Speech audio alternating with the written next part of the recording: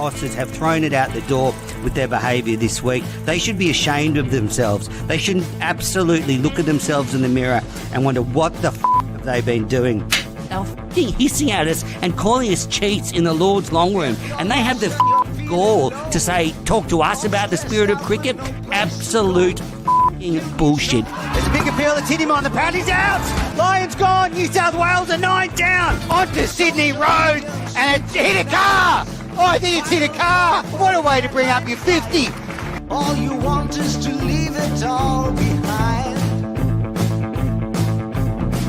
Now there is a simple remedy to stay fit for all eternity. What a win for the Aussies. No mad manners today. I am thrilled. That was a gripping day of Test cricket, culminating in an Indian collapse in the last session to hand Australia a monumental victory. They go 2-1 up in the series. They've got one hand on the Border Gavaskar Trophy now, but can they make it two hands next week at the SCG? What a thrilling day's cricket. Action-packed day, and in the end, Australia were just too good.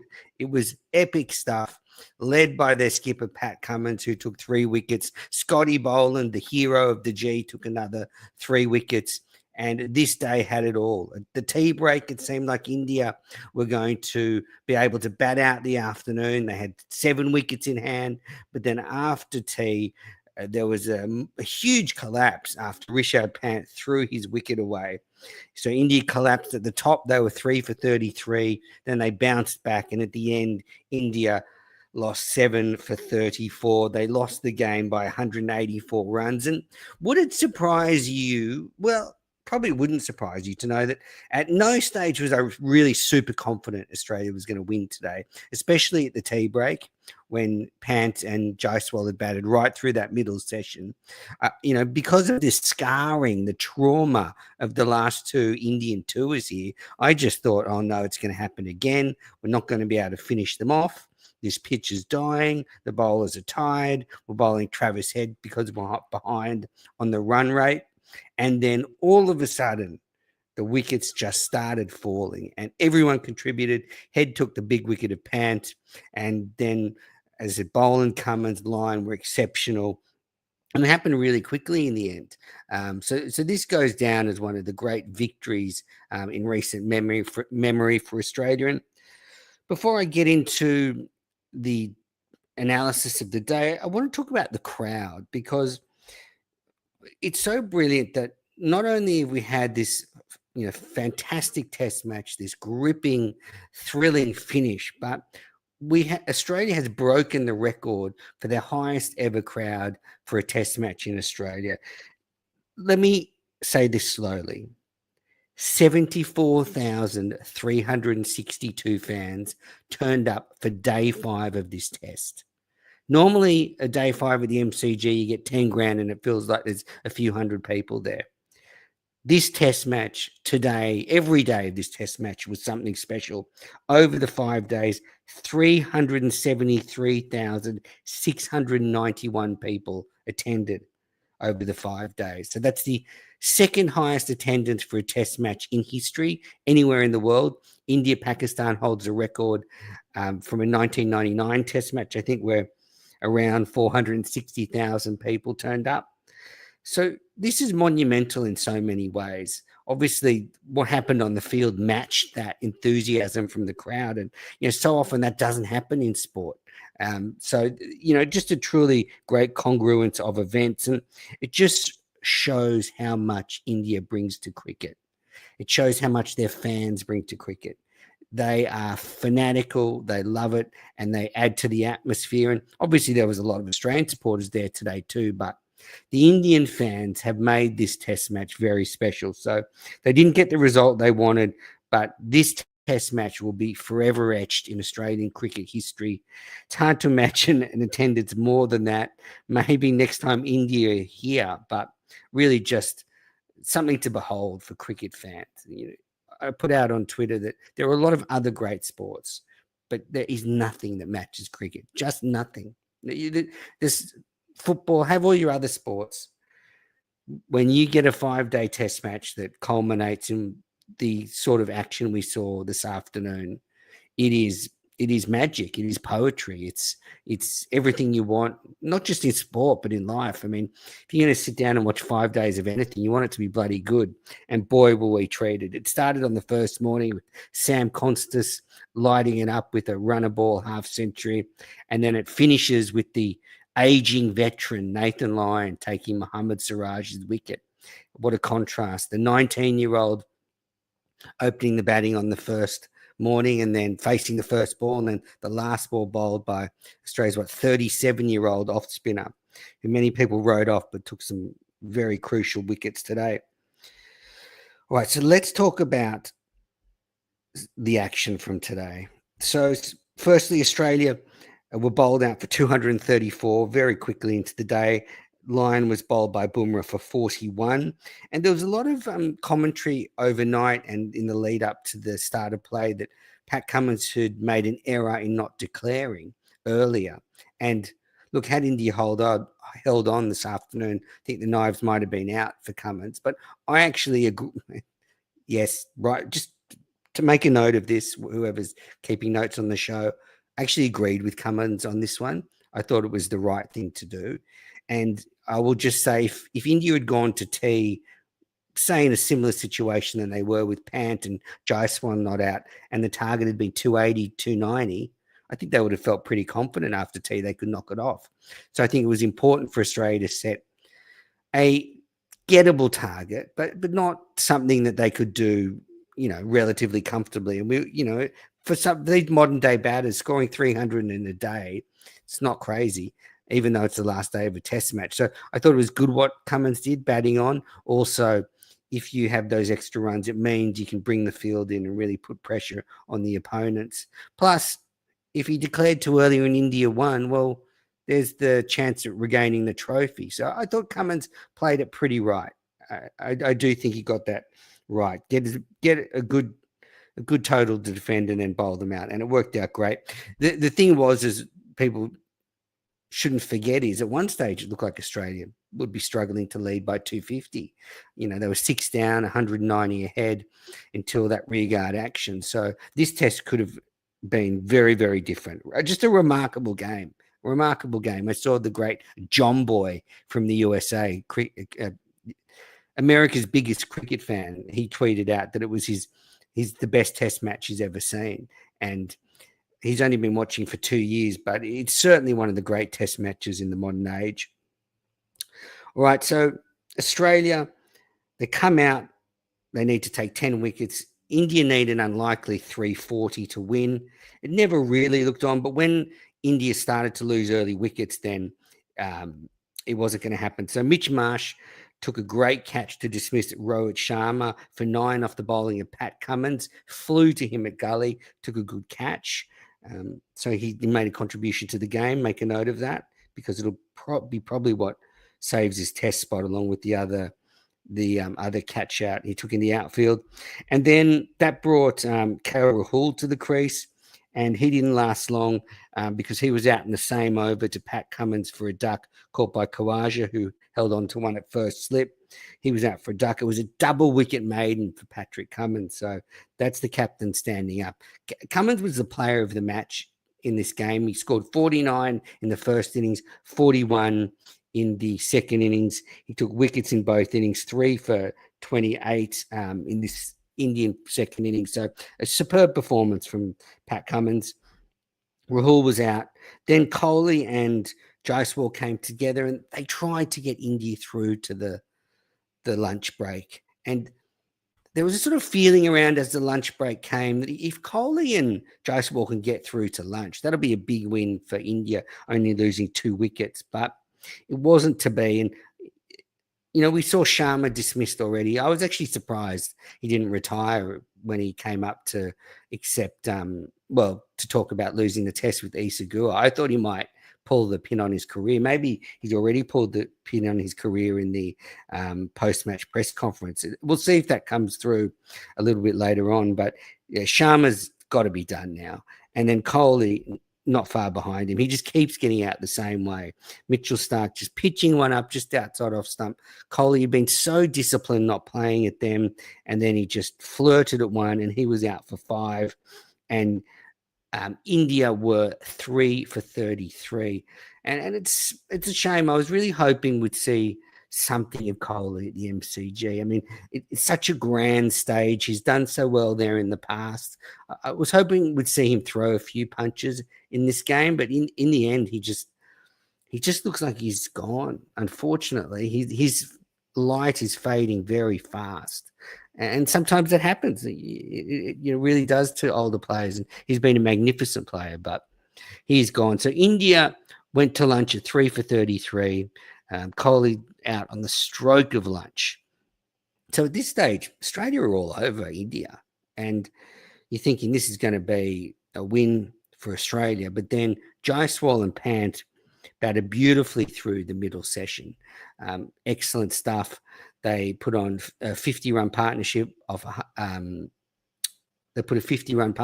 82 balls, and they just played really well. And they got through to tea, and India were 3 for 112 off 54 overs. And at this stage, it looked like, well, India aren't going to win the game.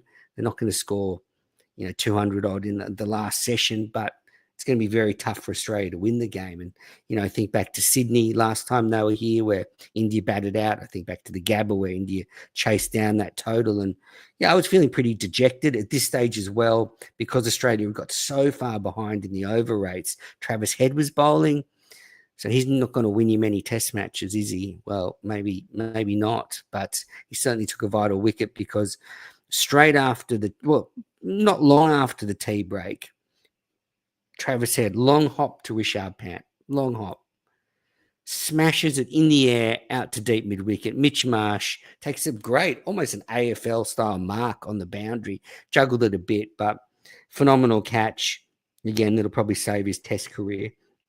I'm not sure how happy I am about that, but Rishabh Pant was out for 30 off 104 deliveries, and this is the turning point in the game when he's out, because it was a lazy shot, a lazy wicket.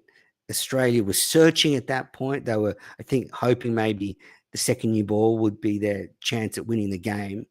And Pant just threw his wicket away. He could have hit that anywhere. He could have hit it along the ground. He could have done anything, but hit it straight to Mitch Marsh at deep mid wicket. And I'm not sure what he was thinking, but it does make me consider that Jaiswal and Pant had thought, let's give this a little dash and see what happens.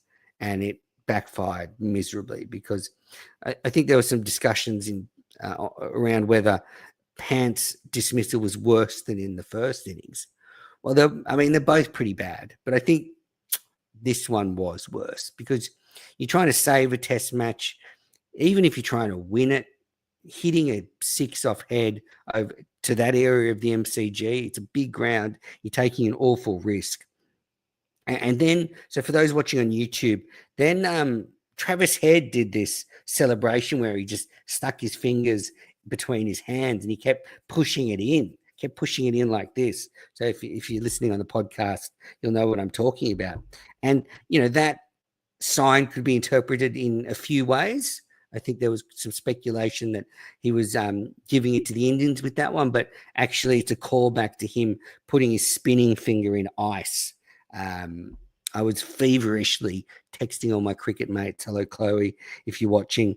And he was just icing his finger because it was on fire because he took the big wicket of Pant. So Pant goes, Jadeja comes out. He edges one off Boland for 2, and the game, you can feel the game starting to turn here. It was a good delivery from Boland, though. Steep bounce, outside off stump. Yeah, I don't think anyone would have expected that ball off that length to bounce as high as it did. So Jadeja got a good one. Boland again came through on his home ground. What a day for him, helping bowl Australia to victory in front of so many adoring Victorians. So he goes, Nitesh Kumar Reddy comes out, and another big moment, and a big moment for friend of the show, Nathan Lyon. Reddy, who played so well in the first innings. And this is why It wasn't really until Australia got into the tail that I thought we were really a good chance of winning, because we saw how well Reddy and Sundar batted. With the overs disappearing, it seemed like there was good. Australia was going to be racing the clock. And also, the light was fading as well. There's some extra drama. So maybe we weren't going to get all the overs in. But then Reddy gets a good ball from line, just sort of fizzed on straight. Reddy, fine edge. Steve Smith diving to his left, took the first of two great catches in this innings, and plucked it from the ground. Lyon, he needed that. He hadn't taken a wicket yet during the day. People are calling for his head. Let's drop him. Normally, I'm calling for people to be dropped, but I'm not calling for Nathan Lyon to be dropped. And big wicket. He was pumped, and so he should have been, because Australia had gone bang, bang, bang. Pant 121 for 4, Jadeja 127 for 5, Reddy 130 for 6. Now then comes the moment of controversy, and Yashivi Jaiswal tries to play sort of a half pull shot off a Cummins ball on his hip. The ball's very close to his bat and glove, goes through to Alex Carey. Definitely heard something through the stump mic. Everyone goes up. It's given not out. And then the decision was referred by the Australians to the third umpire. And this is where things get messy. So on the vision, you can see the ball seemingly deflect off Jaiswal's, the top of the face of his bat. Just changes direction slightly. And then he's very close to the glove as well. But I don't think it hit the glove. I think it just slid off the bat. And so you could see it. So it looked like it was out. But then when the coverage for the third umpire brought up real-time Snicko, there was nothing on real-time Snicko. It was just a flat line. So Jaiswal, who'd looked very guilty up until that point, all of a sudden, he's like, oh, maybe I'm going to survive here. And he's, he thinks he's won the lotto. He's going to get away with this. The third umpire then went back to the other vision without the real-time Snicko and made a judgment that the ball had deflected off the glove, and therefore the on-field umpire, Joel Wilson, I think it was, another friend of the show, should change his decision and give Jaiswal out. And Jaiswal blew up because everyone could see on the screen that real-time Snicko had nothing. So a few things here. Real-time Snicko, or Snicko, has spoken to Code Sports and said, because of the sound, like when the ball deflects off the face, it doesn't make the same noise as an edge. It just kisses the bat face. It's almost silent. It's just cricketers understand it's a different noise. And it was that noise, this is what Snicko said, is not able to really rise above the crowd ambience. So that's why Snicko didn't pick it up. And people were also asking, where's Hotspot? Why aren't they using Hotspot? I think we spoke about this earlier in the series. They should be using Hotspot, but it's not mandatory by the ICC. It's very, very expensive. It's around $10,000 per day to have Hotspot for a test match. $10,000 per day. So, 5 tests, 5 days, you do the math, that's $250,000 that Fox Sports or Channel 7, the people who provide the coverage here, will have to fork out for. So it's been decided that they're not going to have Hotspot anymore. And I think the thing is, what I think about both the technologies is they're both a little prone to these kind of flaws. Like Hotspot's not flawless either, but when you have both of them, normally one of them is going to tell you the full story. So it is a risk not having it. And I imagine if Hotspot was there, we would have seen the little mark on the bat. Let's be very clear about this. The right decision was made. Jaiswal was out, and that is what DRS was brought in for, was to get more decisions right than pre-DRS. But I can understand why Indian fans are upset, because the process still seems flawed. We had real-time Snicko that didn't show anything. Okay, fine. The umpire then goes, well, I think it hit the glove. If you look at those replays, the evidence is that really the ball deflected before it hit the glove. It was when it hit the bat. So I'm not sure what the umpire was doing. So I think we got to the right decision in the end, but it was a rocky road, and I can see why Indian fans are frustrated. But I think they should be. They shouldn't have too many complaints because in the end he hit it. He hit it. You can see that. You can see it come off the bat. It just changes direction.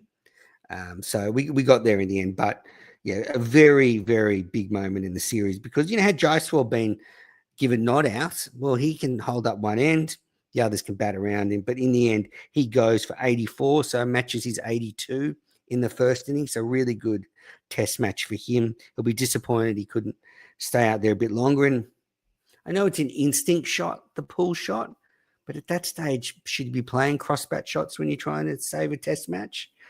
Especially the ball's been going up and down. So I think that's maybe something he'd want to look at moving forward, to put a couple of those cross-bat shots away in a similar situation. But Jaiswal showed something today. The fact that he made 84 off 208 deliveries, grounded out, he's already a star, but I mean, the sky's the limit for what he could do. And then it all happened pretty quickly. Akashdeep was caught in close. Again, a little bit of a Snicko controversy, but no, Snicko was used again. Deep edged one off his pads, onto his pads. Head took the catch in close. Boland gets another wicket. Then Bumrah comes in. Again, he doesn't last very long.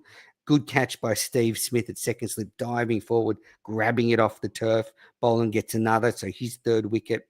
And then the moment to end it all, Mohammad Siraj, LBW to Nathan Lyon. Beautiful delivery. Kept a little low, spun back in, and how apt that the villain of this series, really, Mohammad Siraj, was the last wicket to fall. They referred it, but it was crashing into the stumps, and India were all out for 155. They fell desperately short of the target. And in the end, Australia had quite a bit of time to spare. It was probably about 5:30 local time, and just a monumental afternoon. Those series of events that happened so quickly. Australia got on a roll. I've never seen them so ecstatic, which really shows you what a fight this series is. This is a real dogfight between two great teams, and keeps Australia's World Test Championship final hopes well and truly alive. They go 2-1 up in the series.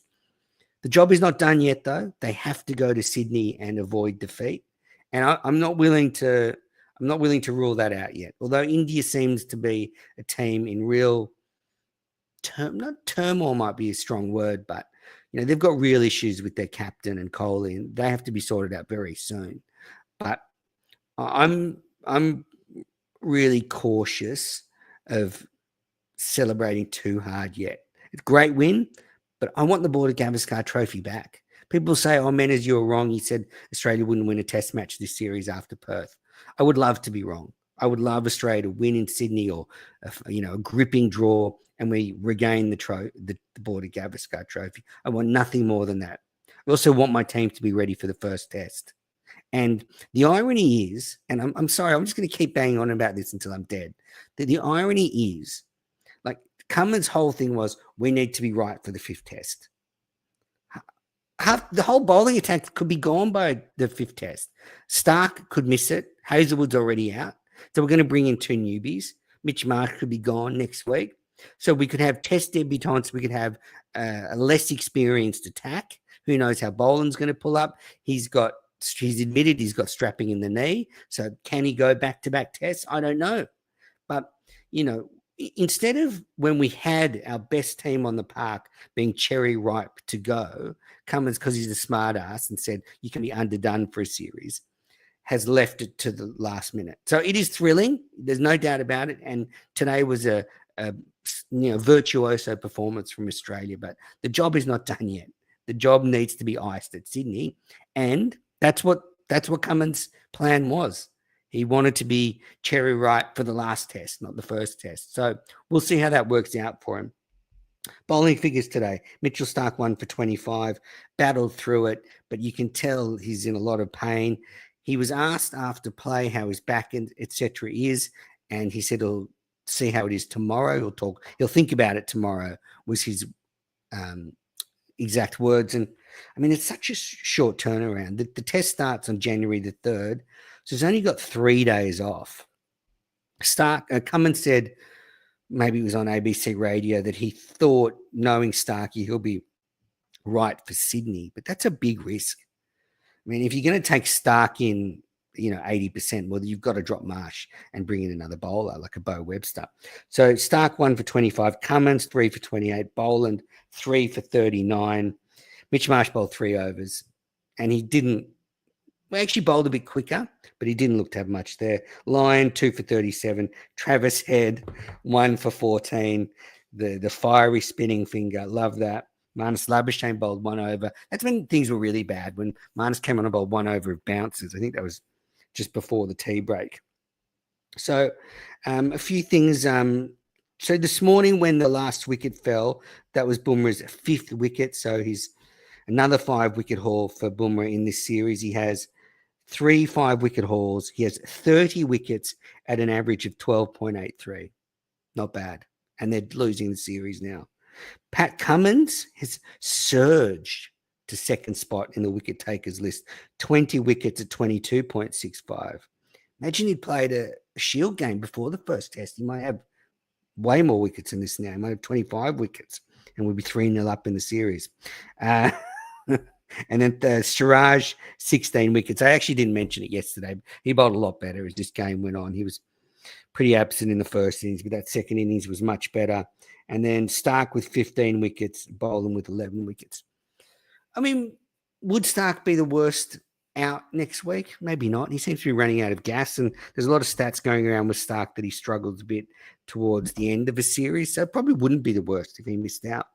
Yeah, so winning the Johnny Muller medal for the player of the match was Pat Cummins, and he said, "This is one of the best test matches I've been part of." So just a tremendous performance from Australia, a famous win.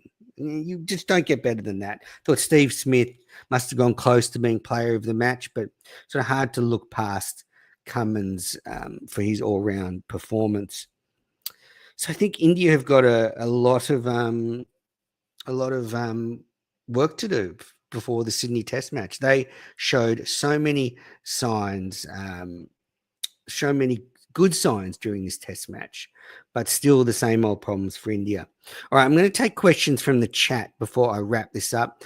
We'll jump on between test matches to wrap up the whole test match. I'll probably get Gav on or someone, and we'll look back over the test match and preview the Sydney Test match. Obviously, I'll be at every day of the Sydney Test match. I can't wait to be there. That means the reviews might be a little bit later because I might actually come back from the ground. I only live, I don't know, 20 minutes from the ground. So I might come back and record them afterwards, but we'll still be doing the daily reviews. Well, that's it, I think. Okay, if Mike Mick. So if Australia win the series, is Mena's going to fall on his sword like he has Cummins at McDonald? Well, Mike, I'm not really Australian captain, so I've got nothing to resign from. But you cannot listen to my podcast if you don't want to. Paul Newman, does Australia need 2 spinners in Sydney? I don't think so. Actually, the Sydney pitch is not turning historically the way it has in the past. It's a little bit more seamer friendly, and I wouldn't imagine Australia would consider picking 2 spinners. But Bo Webster can bowl.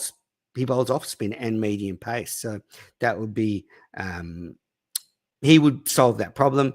BDK, how's the Sydney weather forecast looking? So I had a look. Showers are predicted for the back half of the game, 4 and 5. But what worries me about the forecast is just behind that, there's actually more rain forecast. And whenever I look at weather forecasts, they actually get the patterns kind of right, but the timing's hard to predict. So, what if that rain comes in a bit earlier?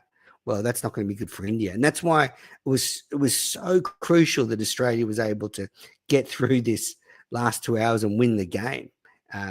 It was just a famous win, and it means they don't have to sweat on the rain now. It'll be India sweating on the rain, and that's what I was worried about. So the forecast is okay. First 3 days look pretty good. After that, the rain just gets worse and worse, and then even a day or two after the test, it's forecast for quite heavy rain. So that is why I think that could come in early. I mean, that happens all the time with weather. All right, so that's it for the wrap. I'm not sure if Australia make changes for the next test. We'll talk about that more in the preview. I think we'll get more information from the Australian camp on who's fit and who's not. But thanks, everybody. I'm just going to, Mike, fall on your sword by retiring your podcast. Mike, I love your passion for Cummins and the team. You're not going to get me into an argument. Anyway, thanks everybody for watching and listening to the Cricket Unfiltered podcast, and we'll be back soon.